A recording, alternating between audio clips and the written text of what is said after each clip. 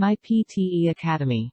But in the face of this sense of disempowerment, there's no decline in involvement in organisations which seek to share wealth and opportunities, which seek to protect one another's rights and work towards the common good.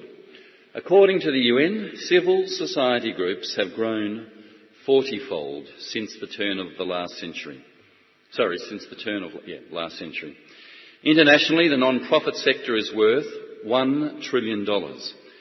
There are 700,000 not-for-profit organisations in Australia alone. 700,000. The UN recognises 37,000 specifically civil society organisations across the globe working in international relief and gives accreditation to many of them. This profound movement towards harnessing voices and resources from outside the realm of governments and officialdom reflects a growth in trust. The third sector, NGOs. Putnam, who discovered in the field of local government in Italy, the best predictor of governmental success was the strength and density of a region's civic associations. My PTE Academy.